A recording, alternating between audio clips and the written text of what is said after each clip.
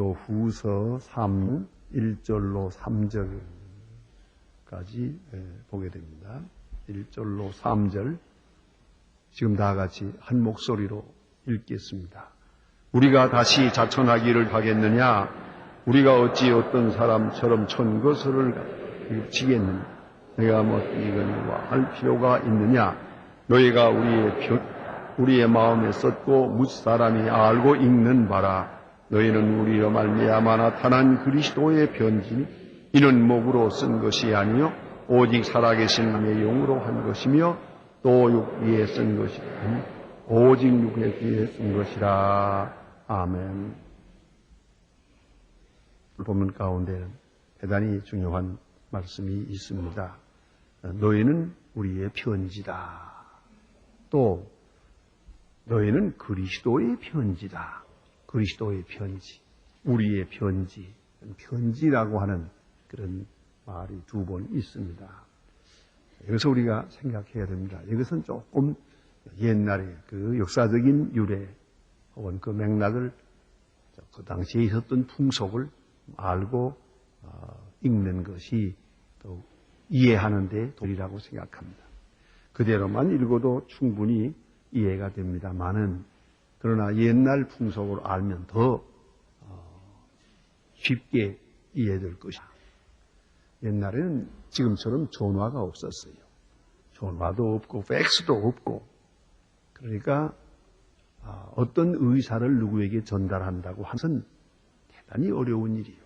더구나 먼 나라에 있는 사람에게 자기의 뜻을 전하려고 하면은 부득불 사람을 보낼 수밖에 없어요. 그것이 하루 이틀도 아니고요. 어떤 때는 정말 몇 달을 걸어서 거기까지 가야 됩니다. 몇 달을 걸어서 거기까지 사람을 보냅니다. 자, 이제 이렇게 보내게 될 때 어떤 사람이 가령 어떤 사람이 어떤 왕에게 보낸다든가 혹은 왕이 또 다른 왕에게 보낸다든가 어떤 가문에서 보낸다. 어쨌든 이렇게 사람을 보내려고 할 때 그 사람만 보내가지고야 얘기가 되겠습니까? 내가 아무개의 종입니다. 내가 아무개의 사신입니다. 내가 왕의 신하입니다. 자기 자신에 대해서 자기가 아무리 말해봐도 이것 가지고 봐요. 그래서 거기에 소위 말하는 천거설을 오늘 본문에 보면 천거설을 썼어요. 요새 말로 말하면 recommendation. 이건 하나의 소개서요. 추천서라고 볼 수가 있어요. 이런 추천서 혹은 천거서 소개하는 그런 지를 써서 보냈단 말이에요. 그 사람의 손에 들리워줘서 보내면 이걸 가지고 가서 이제 내놓습니다. 그 속에서는 이제 이 편지를 쓴 사람의 메시지가 담겨 있습니다. 그 쓴 사람의 뜻, 이 편지를 보내는 사람의 뜻이 거기에 담겨 있습니다. 그 사람이 좋은 뜻이든 나쁜 뜻이든. 자, 좋은 뜻으로 말하면 이것이 복음이 될 수도 있고 확실하는 얘기가 될 수도 있고 참으로 좋은 소식이 될 수가 있습니다. 그런가 하면 어떤 때는 이것이 도전장이 될 수도 있고 협박장이 될 수도 있어요. 항복하지 않으면 멸하겠다든가 왜 조공을 바치지 않는다냐 뭐 이런 말도 되고 어쨌든 그 편지 보내는 사람의 선악간의 어떤 내용 그 사람의 뜻을 담아서 가지고 가게 됩니다. 자, 그렇게 되면 한번 생각을 해보세요. 이 편지를 보내는 사람은 확실한 뜻이 있어서 보냅니다. 걱정되는 것은 이 편지를 받는 사람이 어떤 마음이냐는 거죠. 가령 예를 들어서 이게 요새 말로 하몽차사가 될 수 있거든요. 아주 불쾌하게 생각하면 죽여버리고 마는 거예요. 그것은 정면적인 도전이죠. 편지 보낸 사람에 대한 도전이에요. 그렇기 때문에 이 편지를 가지고 가는 사람은 대단히 조심스러운 거예요. 이 내용이 뭔지도 모릅니다. 또 알 바도 아니고요. 그러나 이 편지를 가지고 갑니다. 갔을 때 상대방 좋은 마음으로 받아주면, 또 내용이 좋으면 이 사람도 대접을 잘 받고 돌아올 수가 있어요.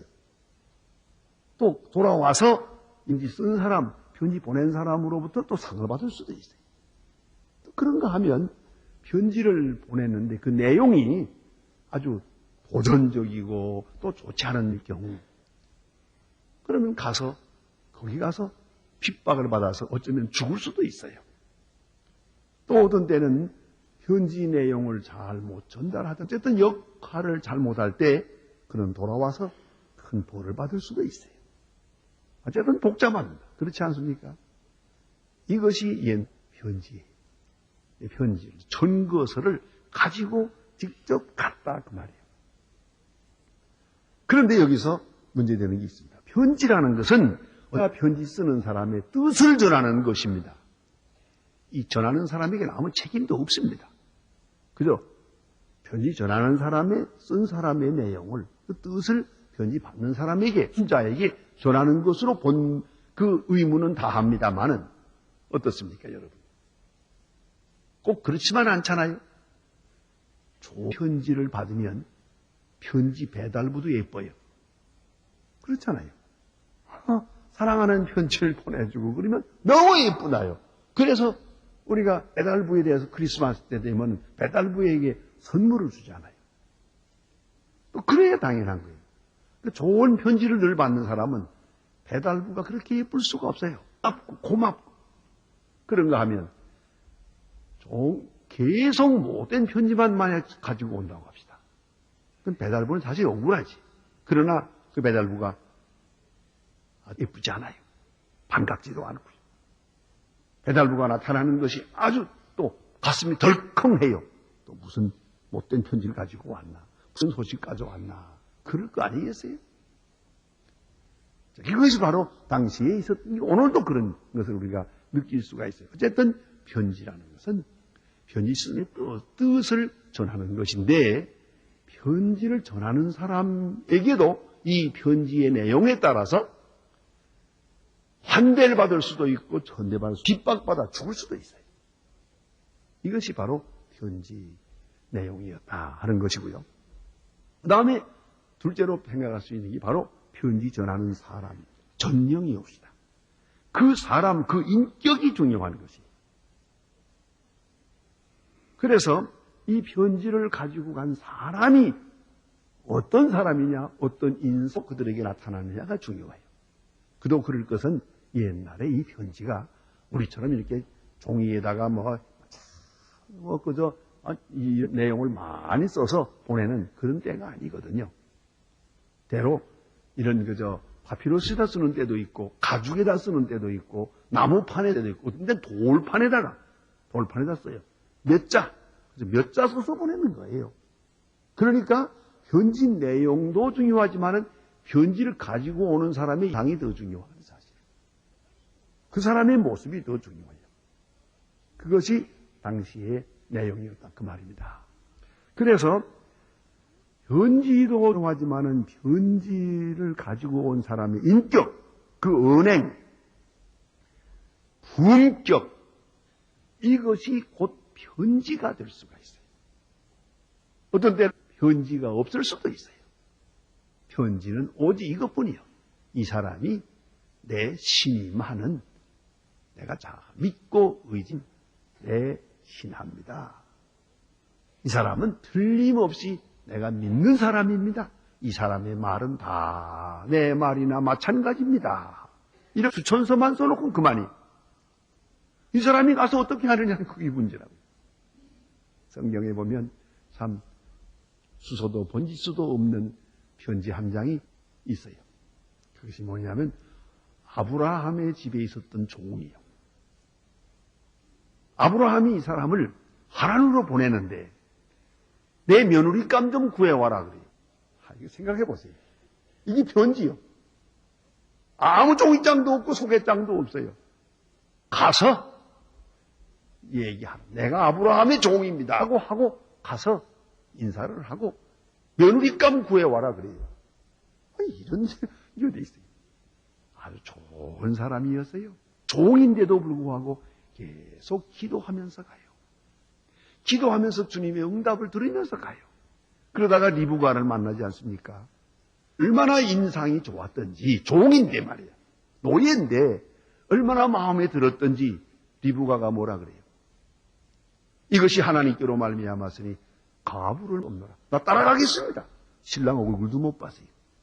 시아버지 얼굴도 못 보고 시어머니가 누군지도 몰라요. 그런데 이 지금 온 이 사람, 이 아브라함의 종, 그 종 하나를 보고 가령 상상해 보세요. 그 종이 소도둑놈처럼 생겼다면 어떻겠어요? 흉악하게 생겼고, 사기꾼처럼 생겼고, 그랬다면은, 그 사람이 무엇을 한다고 리브가가 따라가겠어요? 그렇잖아요. 그 먼 길을 말이에요. 그러고 보면 그분의 인상을 보는 순간, 맞아. 이런 분이 이런 분이 종이면 그 주인이 어떨까? 그 주인의 아들이면 보나마나 그 내 신랑감이다. 생각한 거예요. 이게 사람의 인상이라는 게 얼마나 중요해요. 요새도 그래서 중매하는 사람 보고 결혼하는 사람이 많아요. 그 중매하는 사람하고 이 때문에 갔다가 마지막에 중매하는 사람하고 결혼하는 사람도 있다고. 아주 인상이 좋아서 접어치우고. 그런 일이 있어요. 그러니까 이 아브라함의 종은 확실히 하나님으로 보내는 아브라함의 편지였어요. 그건 완전히 편지요. 그런데 이 편지를 이 하란에서 그 식구들이 다 읽고, 특별히 리브가가 그것을 딱 마음에 들어서 그대로 따라가서 이삭의 아내가 됩니다. 얼마나 중요한 얘기예요.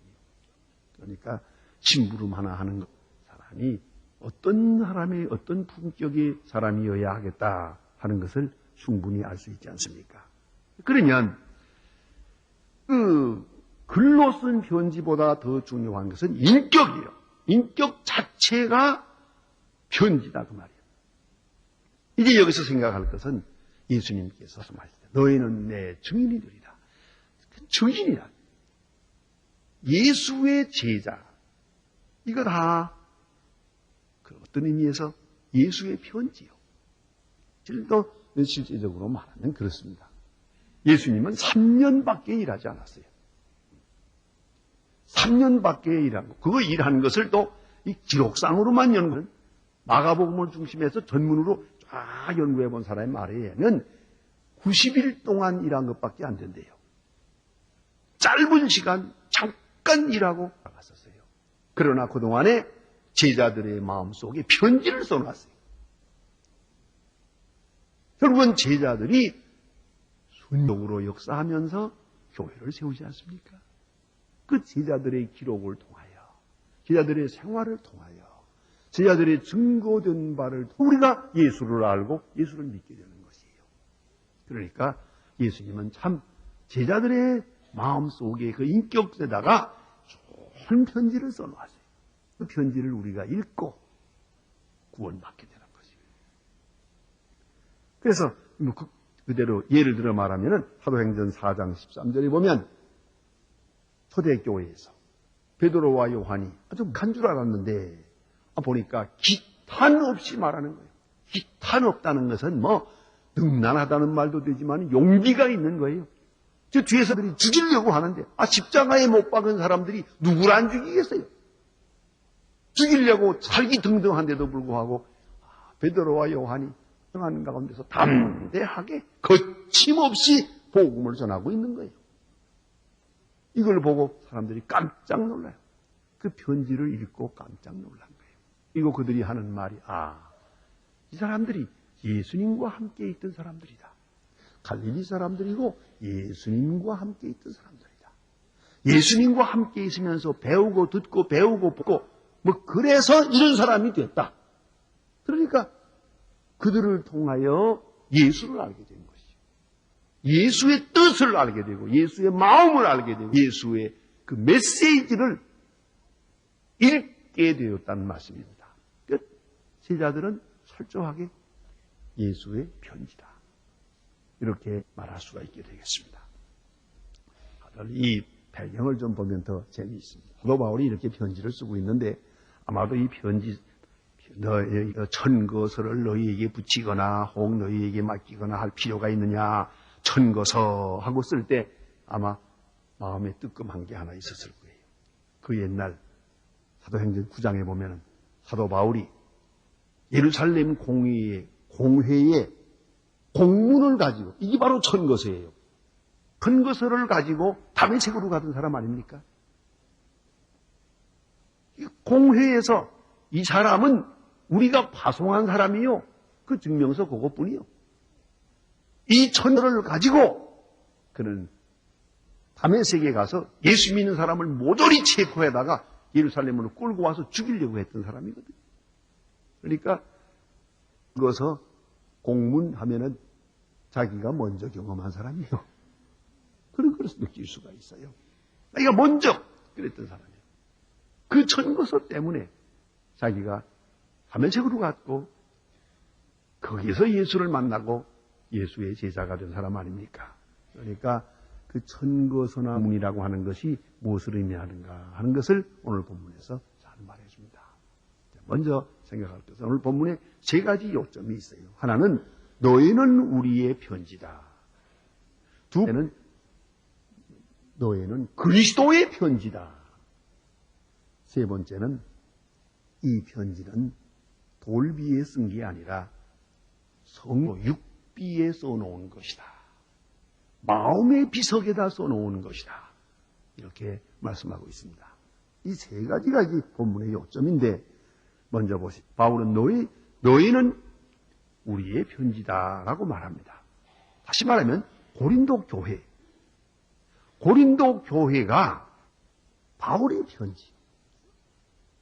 자, 바울이 고린도 교회에서 1년 반 동안 전도했습니다. 열심히 전도했어요. 그리고 지금 에베소에 와 있는데 고린도 교회에 문제가 많아요.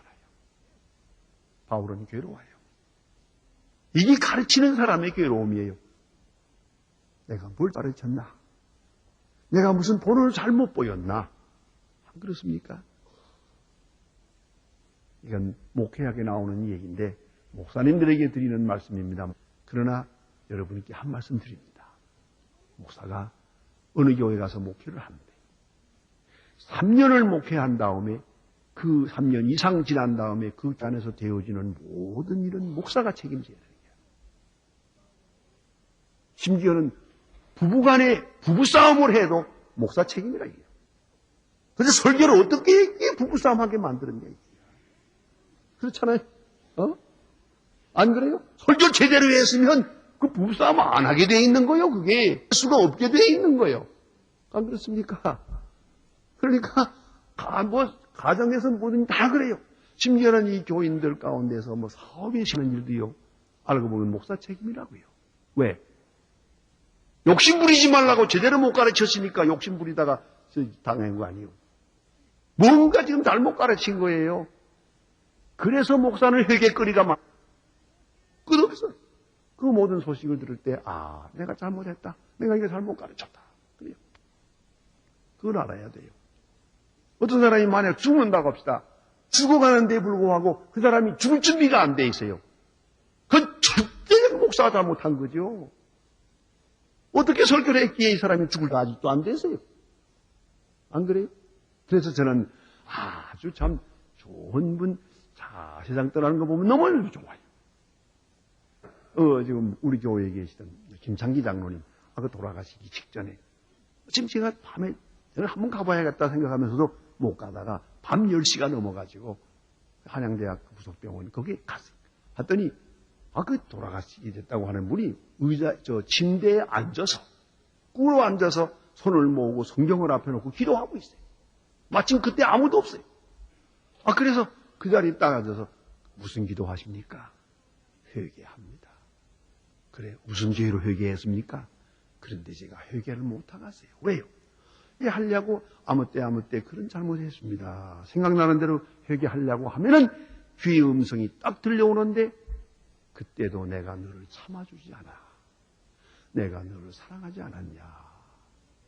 아이고, 하나님 감사합니다. 회개하는 건 또 감사하고, 회개하려고 하다가는 또 감사하고, 감사의 기도밖에는 더 할 기도가 없습니다. 그럼 얼마나 좋아. 내가 죽거든 절대 조사를 하지 마세요. 예식은 간대하고요. 그리고 그 묘지 만들어 놓은 게 있어요. 그럼에도 불구하고 묘지 증서를 내주면서 이건 팔아서 교회에 쓰시고 저를 화장을 해서 교회 묘지에다가 그저 수양관에 갖다 뿌려주세요. 말씀을 해요. 그리고 그렇게 합시다. 내가 지금 기도하려는데 살려달라고 기도할까요? 말까요? 그 얘기 하지 마세요. 오직 천당 잘 가게 해달라고 기도하라. 마지막을 잘 가게 해달라고 기도하라. 알았어. 병 낫게 해주세요. 뭐 오래 살 그런 얘기 절대로 안 했어요. 그저 아름답고 귀하게 그렇게 주님 앞으로 가게 해주세요. 좋은 증거를 보여주세요. 그렇게 그야말로 신나는 기도죠. 기도하고 그리고 돌아왔는데 그게 돌아갔었어요. 자, 어떻습니까? 이 이야기를 듣고 저는요, 하다보면 나오는데 목사님 내일 아침 천당에서 만나십시다. 그래요. 빙그레 웃으면서 얼마나 반가. 그 다음에 제 마음이 얼마나 기쁜지 몰라요. 여러분은 알거나 말거나 저 생각은 뭐냐면 이건 내가 설교한 데 대한 작품이요. 오랫동안 설교 해가지고 하나 만들어내요, 이거는요. 그래야 내가 기쁜 거죠. 이게 바로 편지란 말입니다. 그렇잖아요. 그렇기 때문에 사도 바울은 지금 고린도 교회를 생각해요. 물론 잘 믿는 사람 많아요. 참 착한 사람, 뻔한 사람, 좋은 사람들 많아요. 그건 사도 바울이 흐뭇해요. 몇 사람이 나. 그 사람 때문에 분쟁이 생겨요. 교회에 시끄러운 문제가 있어요. 바울이 괴로운 거예요. 너희는 바로 우리의 편지다. 바로 우리의 메시지다. 그 말이에요. 내가 가르쳤고 본을 보였는데 내가 뭘 잘못 보였기에 뭘 잘못 가르쳤기에 이런 분쟁이 일어나고 있는 거냐. 바울은 이제 괴롭습니다. 교인들, 그는 분명합니다. 누구느냐, 어떤 가치관으로 사느냐, 무엇을 하며 사느냐, 어떤 운명의 길을 가느냐. 바로 목사가 목회한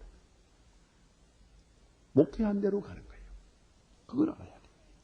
그러니까 이래서 바울의 메시지를 고린도 교회가 받고 고린도 교회는 바울의 편지로서 모든 사람, 이제 바울을 못 본 사람들이, 바울을 못 만나본 사람들이 바로 이 편지를 통해서 이 고린도 교인들을 보면서 바울을 보게 되는 거예요. 바울은 지금 여기 없어요. 편지 없어요. 그리고 그 바울을 보고 모든 사람들이 바울의 메시지를 지금 접할 수 있고 들을 수 있고 보게 되었다 하는 말씀입니다. 무슨 얘기입니다만 제가 정확하게 1963년입니다. 그때 미국의 미시간 아나보라고 하는 곳에서 제가 한 학기 공부한 일이 있는데, 유니버시티 미시간에 있었는데, 그때 한국 학생이 몇 사람 없었어요. 그래서 온통 들어서 내가 알기 그저 한 10명 될까 이렇게 되는데, 그 중에 한 분이 의사인데 결혼을 한다 그래요. 그래서 제가 결혼식에 참여했어요. 제가 주례한 건 아니고 미국 목사님이 주례를 하고 저는 루터교에서 결혼식을 하는데 결혼식 참여를 했습니다. 축하. 도대체 한국 사람 몇 사람 안 되니까 축하를 했는데 참 둘 다 의사예요. 그랬는데 그럼 한 달 있을까 그런데 어떤 분이 내게 직접 찾아와서 얘기가, 목사님 공부하느라고 바쁘시지만은 저분들 좀 만나주세요. 왜 그랬더니 지금 이혼하려고 그럽니다. 한 달 됐는데. 왜 그랬더니 그 부인이요. 그 부인 그 아내 되는 사람이 우리가 봐도 딱합니다. 영 교양이 없다는 거예요. 의사지만 왜 그러는데 그랬더니 그러고 나서 들어보니까 나도 보았어요. 언젠가 주말에 무슨 슈퍼마켓에 한번 간다 그래서 차를 탔는데 두 분이 차를 앞에 운전대를 잡고 남편이 타고 아내가 옆에 타고 우리가 뒤에 탔는데 가다 주차를 하는데 아내가 소위 백시트 드라이브라고 그러죠. 뒤에서 잔소리하는 거. 그거 조심해야 됩니다. 그러다가 얻어맞는 여자들 많아요. 그런데 백시트 드라이브를 하는데 주차를 이래라 저래라 뭐 그게 뭐냐. 그죠? 아이고 이놈 저놈만 하네요. 그죠? 뭐 어떻게 잔소리가 심한지. 그 남자가 착하더라고. 나 같으면 그거 운전 안 해. 뒤로 받고 말지. 얼마나 자오간 막 그냥 가지고 노는지 이게 뭐 입 다물고 그 얘기 다 안 하겠습니다. 어떻게 못된 말로다가 막 그냥 자기 모습도 그렇게 부릴 수가 없어요. 근데 그런 걸 봤거든요. 직접 봤는데 바로 그거예요. 이 여자가 남편을 대하는 것이 도대체 형편이 없대. 또 하인 노예를 대하듯이 대한다는 거예요. 그래서 남편이 이거야말로 원초적으로 문제다 이거는. 가정교육이 전반에 근본적으로 잘못된 여자니까 내가 이 이상 한평생 살 수가 없다. 여기서 끝내자는 거예요. 이렇게 나왔다는 거예요. 그러니까 목사님 좀 만나서 얘기했습니다. 그래서 내가 다 만날 건 없고 주인 좀 오라고 그래라 그랬어요. 나 불러다 놓고 제가 그 사모님께 얘기를 했어요. 당신이 거동하는 거 조심하라고. 왜냐하면 이건 전부 다 친정어머니를 그대로 닮은 거니까 부모님께 친정부모님을 지금 여기서 고발하고 있는 거예요. 친정부모님께 욕돌리고 있는 거예요. 당신 친정어머니가 당신 친정아버지한테 그따위를 했다는 것밖에 더 되냐? 당신 그 가문을 망신시키는 거예요. 이건 족보의 문제라 이거는. 지금 당신 남편이라고 그런다 그랬더니 그걸 몰랐더라고요. 깜짝 놀라. 이혼이 아니요. 그래서 나보다라도 나라도 이혼하겠더라. 그래버렸지. 했더니 왜요? 그래서 내가 다 본 것도 있지 않냐. 무슨 말버릇이 그따위가 어디 있냐. 그래가지고 얘기를 했어요. 했더니 잘 알았다고 또 울어요. 울지 말라고 그랬어요. 그랬는데 회개할 생각을 해야지. 울긴 왜 울어? 그랬는데 그 다음에 있다가 뭐 초대한다고 그래요. 집에서. 그래서 초대한다고 그래서. 왜 그러니까 재결혼하는 초대라고 그래요.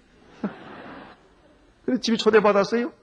초대받아서 식사하면서 가만히 보니까 그때 뭐 여보 당신 하는데 좀 나아졌더라고요. 그러니까 이걸 알아야 돼요. 내가 하는 행동은 바로 우리 부모님을 내가 등에 업고 다니는 거 아닙니까? 내가 이렇게 하면 부모님께 욕 돌아가요. 이 내가 부모님의 편지요. 그걸 알아요. 그러니까 교회 다니는 사람은 예수의 편지요. 모두가 다 부모님과 내가 나를 가르친 선생님들 이로부터 내가 존재하는 거라는 것이죠. 깊이 생각해야 됩니다. 어디서 배운 거겠습니까?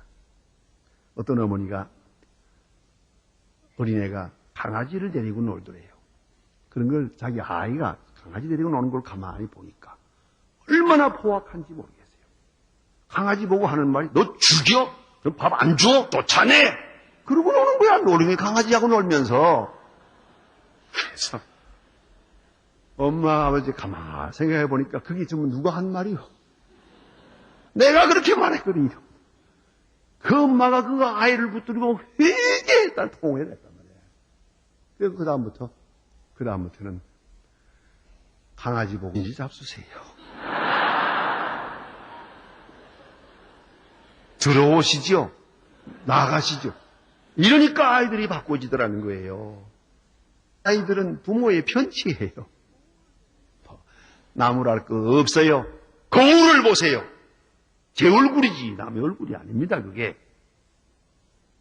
그래서 바울이 말합니다. 너희는 우리 편지다. 그 다음에는 그리스도의 편지라고 했어요. 바울은 여기서 신앙적 겸손을 내 편지라고 할 수 있는데 아니 그리스도의 편지다. 나는 나 자신을 보이려고 한 게 아니야. 나를 따르라고 한 것도 아니다. 어쨌든 그리스도를 소개하려고 노력했는데 얼마나 소개를 했는지 바로 소개했는지 바로 그게 문제가 되기 때문이에요. 여러분 잘 아는 테레사 수녀 노벨상을 받고 그 수상할 때 그가 수상 소감을 이렇게 말합니다. 나는 아무것도 아닙니다. 그의 입버릇처럼 하는 말이 나는 아무것도 아닙니다. 항상 무슨 일을 해도 내가 하는 게 아니요. 그리스도께서 내 안에 계셔서 그 은혜가 하는 것뿐이에요. 그가 바라는 건 뭐냐면 그리스도의 사랑을 내가 조금 나타내고 있는 것뿐이에요. 그것뿐이에요. 그런 거로 이런 행위를 통해서 그리스도가 전달되길 바랬어요. 그것뿐입니다. 저는 여러분 잘 아시는 대로 중국에 우리가 과학기술대학을 세우잖아요.